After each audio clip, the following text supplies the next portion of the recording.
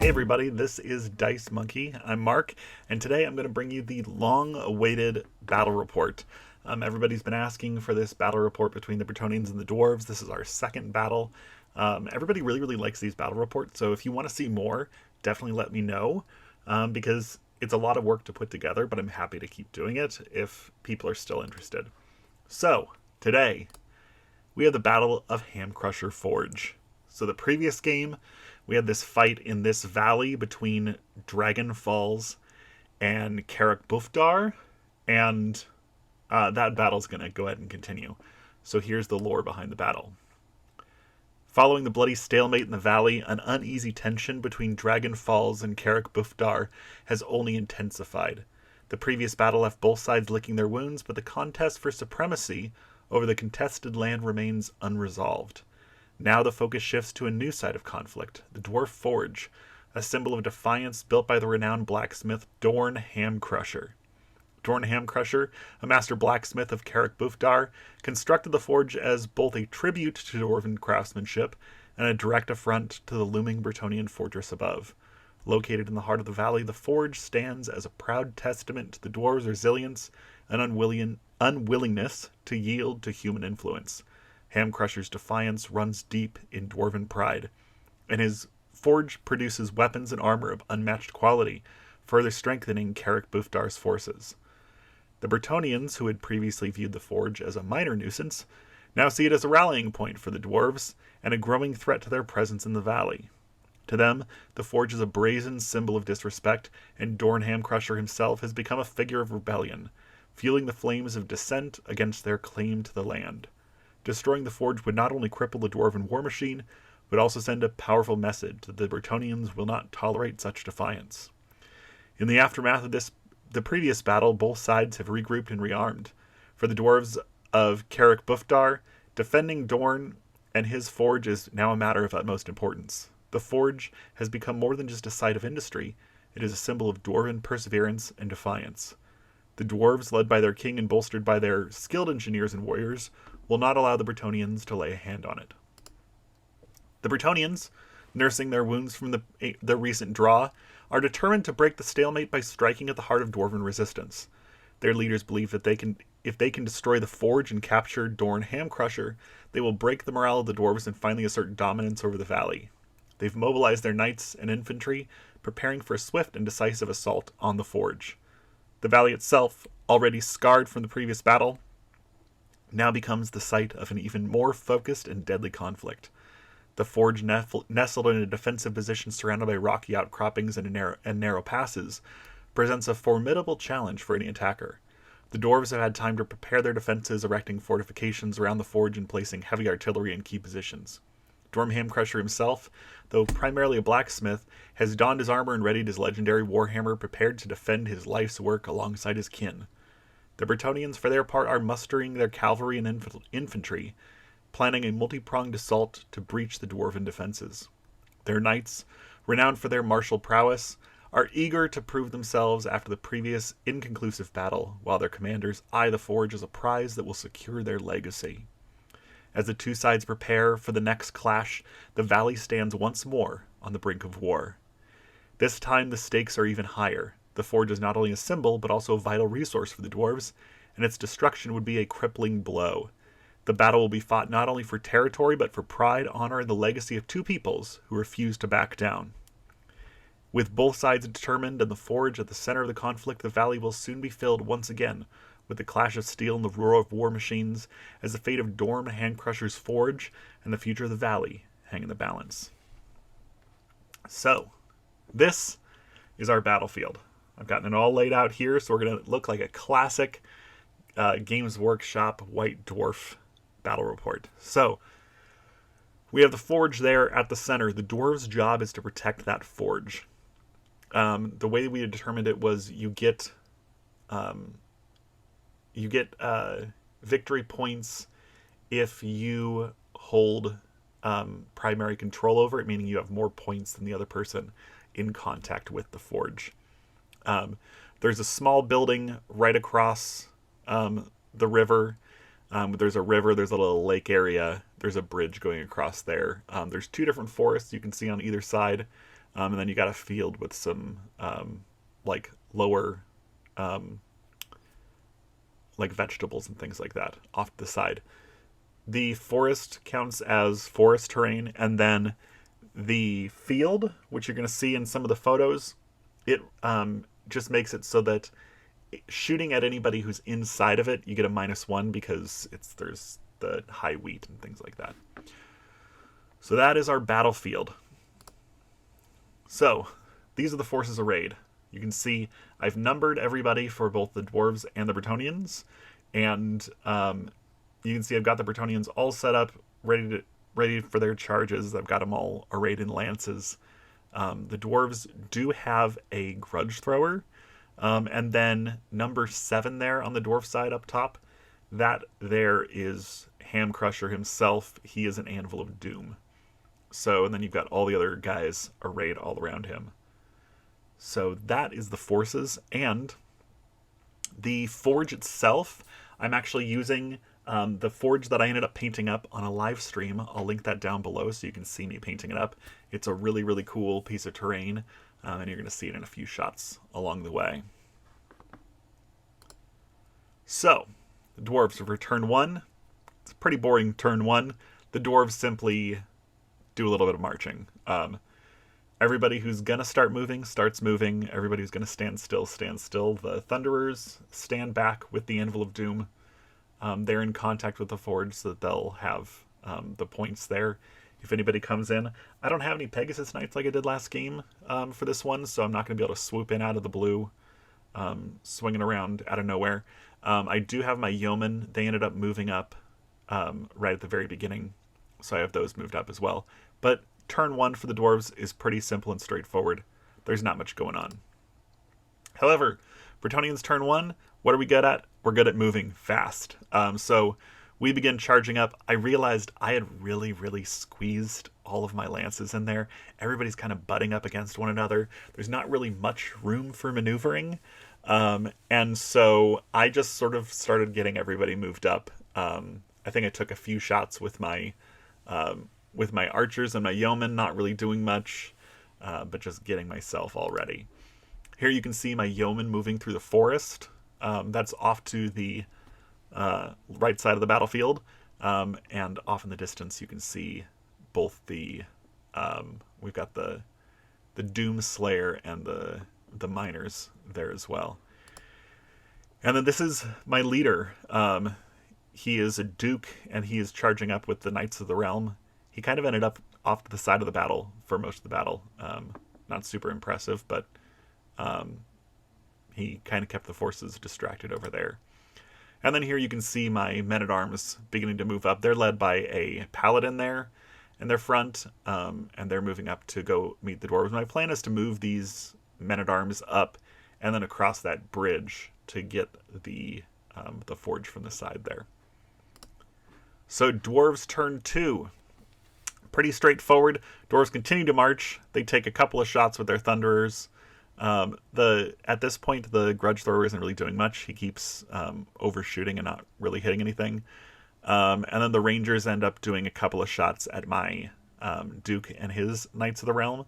And then the miners, number 1 there, end up charging at my yeomen who are in the forest and attacking them. And then their Doom Slayer ends up charging up and dealing actually quite a bit of damage to my men-at-arms who are there. And other than that, pretty straightforward. Number 4 there, the Dwarf Lord with his Longbeards moved into the field to make it harder for me to shoot at him with my archers. Here you can see everybody really squeezed in there, trying to move up. The river is really slowing us down.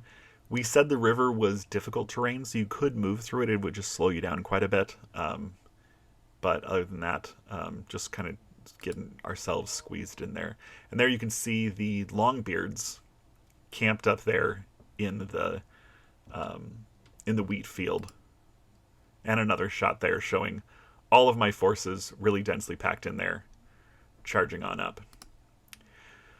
Bretonnians turn 2. Now is when we're doing our charges. There's lots of charges. So we'll go ahead and start from the left and move our way to the right. We had the Questing Knights go charging in at this unit of miners there. There's a few a little bit of damage on both sides. I ended up having my archers sort of condensing so they could get out of the way and move a little bit into the forest. Then I had my Grail Knights charge the Longbeards, and my men-at-arms, number 7 there, weren't really able to get in there and do too much, but my damsel ended up dropping a column of fire right down on the Longbeards that just sort of sat there and camped and like knocked out 1 or 2 guys per turn from then on. And then my Knights of the Realm and my Foot Knights ended up charging and making contact with the Army Standard Bearer and the warriors there. And then my yeomen ended up turning and fleeing from that charge that they got from the miners, while the men-at-arms, number 6, attacking number 1 there, they ended up killing off the Doomslayer and then moving up and fighting off the miners there. And then my Baron with his Knights of the Realm ended up making contact with the Dwarf Rangers there. Again, at this point, the Grudge Thrower hadn't really done much, so I wasn't too worried about it, and I wasn't really going to let it affect me too much.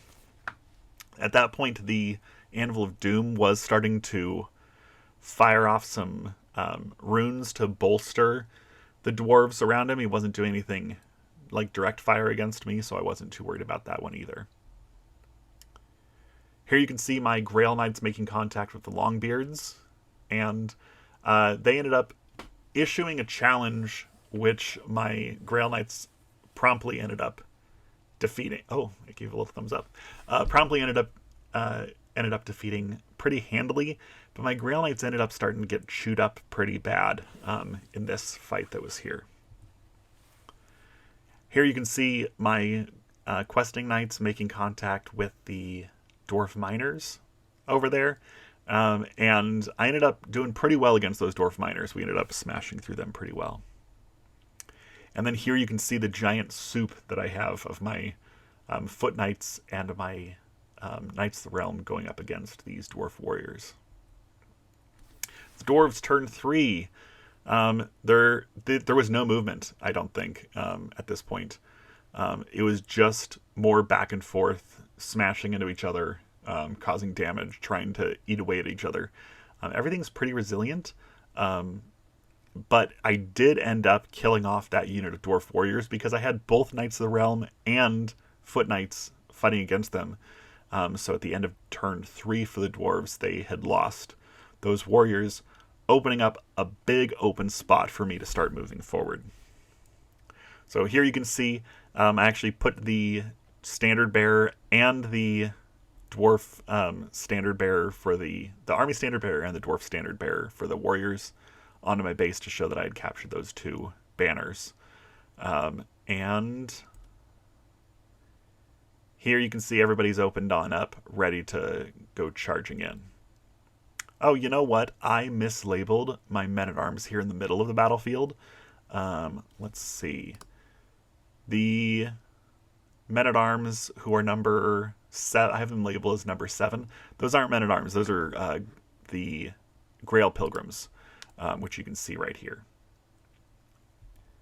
So they weren't super, like, they I don't think they actually ended up attacking anybody in the entire game. I was getting them in position to attack, so I kind of completely forgot that I had them. And there you can see me clashing with the Longbeards again. So Bretonnians turn 3. At this point, the dwarf Longbeards had smashed through my Grail Knights so badly that I only had the leader left, and he fled.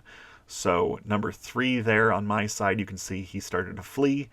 I continued to retreat with my yeomen, and then continued with some static clashes, but my Grail Knights, or no, my Questing Knights, number 4 there, ended up defeating those miners, and then we're starting to move in on the Thunderers and the Anvil of Doom. And then I moved up my Foot Knights to make contact with the Forge, and in came my Damsel on horseback, in came my Grail Pilgrims, it was not looking very good for the dwarves at that point.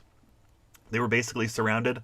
Their longbeards were still pretty well intact, but they weren't going to be lasting too much longer. Here you can see everybody moving in towards the forge, moving in towards the Anvil of Doom. The questing knights now free to begin their charge. And then you can see here my men-at-arms who had been dealing with the miners over on the east side of the battlefield, taking them on. So, here was the final standing. He ended up losing his army standard bearer with warriors and his miners. I lost no full units. So it was...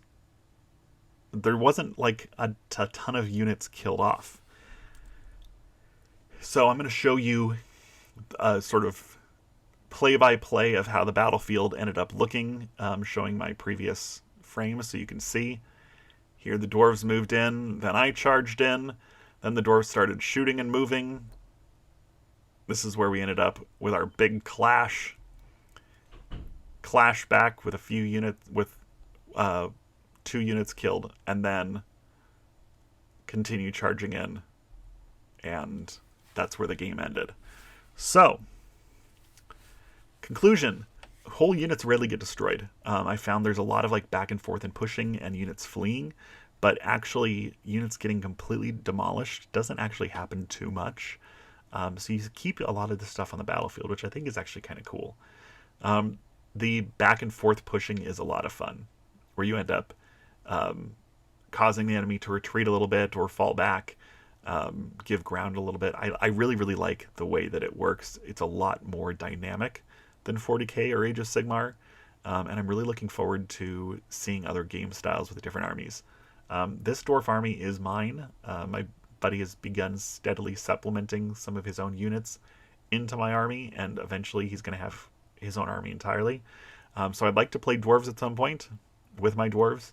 I've also got an Empire army that I'm in the middle of working on. It's going to be a really, really cool one once I'm done with it.